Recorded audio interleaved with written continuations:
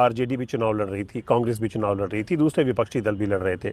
ये जो आप अब जो आरोप लगा रहे हैं, ये लेकर वो क्यों नहीं बाहर आ रहे हैं? क्या ये आप लोगों ने बात नहीं की थी पहले? नहीं, हमारी आपस में तो कोई बात होती नहीं है, लेकिन हर दल का राजनीति करने का एक अपना तरीका है।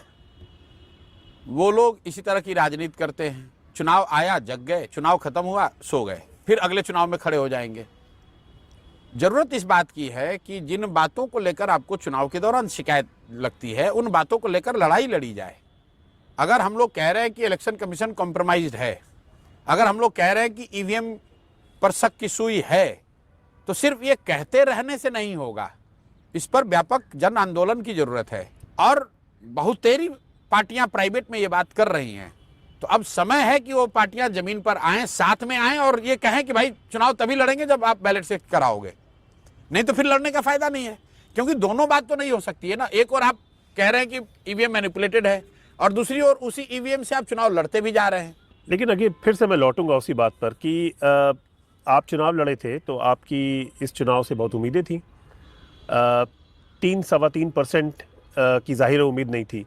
तब तक क्या ये चीज़ें सेकेंडरी क्यों थी? अब ये चीज़ें क्यों इंपॉर्टेंट हो गई? मैं पहले आपसे जानना चाह रहा हूँ, आपका सेकेंडरी है, आपका इंट्रोस्पेक्शन क्या है? मैं यही बता रहा हूँ, आज भी सेकेंडरी है, आज भी मेरे लिए प्राइमरी इशू नहीं है।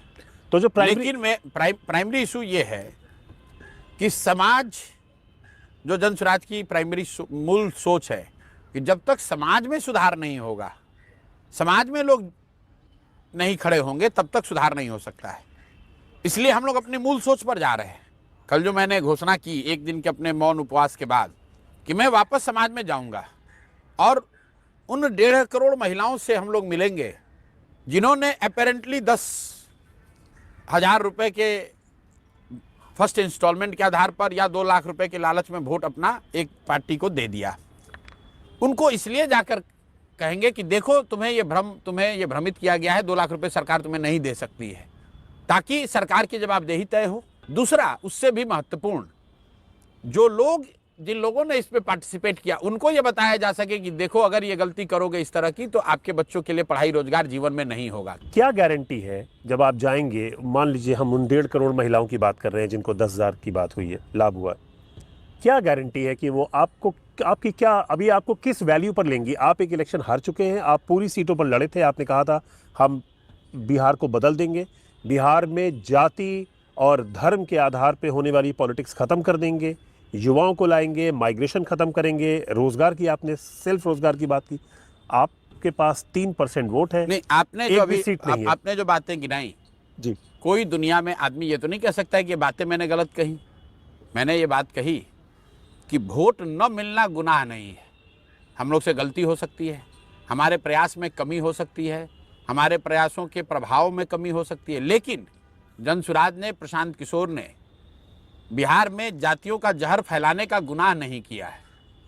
बिहार में जन स्वराज ने समाज को जाति धर्म के नाम पर बांटने का कोशिश नहीं किया है, हिंदू मुसलमान बनाकर लड़ाने का गुनाह नहीं किया है। आपने कहा महिलाओं की बात, उन महिलाओं के पास जाएंगे और उनको ये बताएंगे कि भाई जो 2 लाख रुपए के लिए आपने वोट दिया है, अब बाकी का 2 लाख रुपए जिन लोगों ने आपको 10,000 रुपए देकर वोट लिया था, उनसे 2 लाख रुपया मांगिए।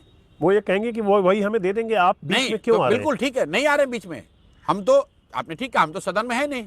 हाँ, क्योंकि अब सरकार कहेगी ये परफॉर्मा भरो, ये डॉक्यूमेंट लाओ, तो हम लोगों ने कहा है कि जन स्वराज हर उस महिला की मदद करेगा जो कि 10,000 के बाद 2 लाख रुपए के स्वरोजगार के लिए अपनी माइक्रो प्लानिंग कराना चाहता है। इस सब के पहले मूलभूत बात ये कि आपने क्या ड्राइंग बोर्ड पे वापस जाके ये देखा कि कहाँ चूके आप? नहीं, बिल्कुल वो तो देखेंगे ही। मैंने पहले आपको कहा कि जब आप 3-3.5 साल कोई प्रयास करते हैं और उसमें उस तरह का आपको उस तरह की सफलता नहीं मिलती है, तो दूसरों पर उंगली उठाने के साथ या दूसरों के उंगली उठाने से पहले मुझे अपना गिरिबान झांक कर तो देखना ही है कि मेरे प्रयास में कहाँ कमी रह गई, मेरे संगठन में कहाँ कमी रह गई।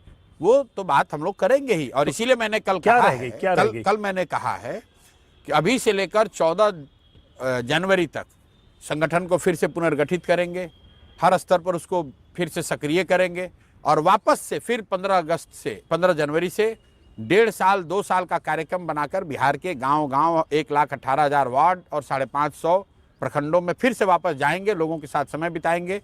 लेकिन बिहार के मतदाता 202 सीट 243 में जिस सरकार को दे चुके हैं, वो एक भरोसा है, ओवरवेलमिंग भरोसा नहीं है। भरोसा है, लेकिन और अब आप उसको निगेट, पहली बात उसको आप निगेट नहीं कर सकते। नहीं बिल्कुल निगेट कर रहे हैं, क्योंकि निगेट इस सेंस में कर रहे हैं कि लोग अगर बदलाव चाहते थे तो ये इनकी संख्या चाहे 125 थी या 202 है, सरकार में कल जो मंत्रिमंडल बना है उसमें कौन से नए चेहरे आ गए, उसमें कौन से भ्रष्ट लोगों को हटा दिया, उसमें क्या आपराधिक चरित्र के लोगों को हटा दिया गया, क्या उसमें नेताओं के बच्चों को जिम्मेवारियां नहीं दी गई हैं? मैं इसी पर आना चाह रहा था कि चुनाव के दौरान, कैंपेन के दौरान आप लगातार ये बातें अपनी सभाओं में उजागर करते रहे, यही बातें।